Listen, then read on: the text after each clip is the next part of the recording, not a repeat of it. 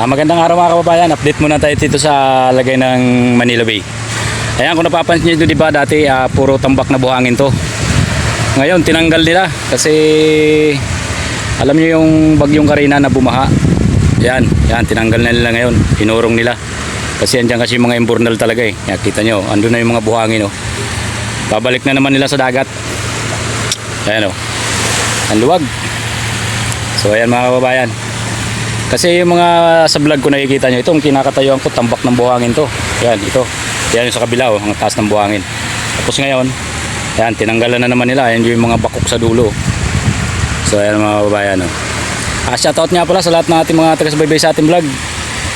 Ito, inaalis na naman nila yung mga buhangin. Inabalik na naman sila sa dating dagat. Ayan, oh, ang luwag na. Sana nga, tanggalin na ito dito sa harapan para medyo maluwag naman ang ating sisiran. Kasi dito talaga napakarami ng isda. Wala na rin yung mga bato. Ito na yung mga batong sa breakwater. So ayan mga babayan, kung napapansin nyo, pag tumaas yung tubig, pasok lahat ng tubig doon sa dulo. Kaya napakaraming isda dyan. Kaya maganda nga rito, harangan natin ng lambat yan dito pag tumaas yung tubig. Kasi paglabas ng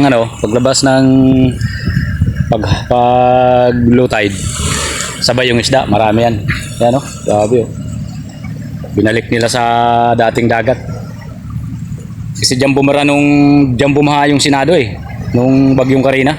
Kasi lahat ng imburnal nandyan eh. Kaya mga kabayan, update muna tayo sa reclamation ng Manila Bay. Bukas isisid tayo. Kasi napakaano talaga, isipin mo, daanan ng tubig kasi yan. Kung napapansin nyo, hanggang doon sa pinakaano na yun, dulo na yun. Ang ano kasi niyan, doon sa pumping station ng Libertad. Ayan, inaano nila, tinatanggal nila yung buhangin, binabalik nila sa dati para maluwag yung daanan ng tubig. Yan na talaga yung mga yan talaga yung mga China. Kaya bumabaha tayo eh. So ayan mga kababayan, update ko na tayo sa lagay ng Manila Bay. Ayan, napakaganda ng panahon. Ngayon lang uminit, ilang araw na ulan. So ayan mga kababayan, yan yung sabi ko nga, update muna tayo sa reclamation ng Manila Bay. Diba, ang laki ng pinagbago. So, yung buka na. Ang dating dagat, binabalik na nila. Kasi binaha talaga nung bagyong Karina. Ayan o, napapansin nyo mga kababayan. Ayun na, diba? Pinurong na nila, pinaluwagan nila. Kaya pag pumasok ng tubig dyan, balik na naman yan dagat. Diyan naman tayo mangingisda kasi napakaraming isda dyan.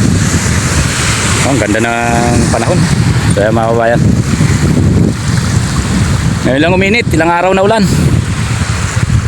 Yan, pasal-pasal muna tayo. Pakita ko lang sa inyo yung karagatan na naman ng Manila Bay. Kaya lang, medyo talaga maraming yung water lily. Yan o, ganda ng buhangin dito. Yan. Alam, medyo masama ang ng panahon. Ayan, parang uulan na naman. Ayan, napapansin nyo, padilim na naman.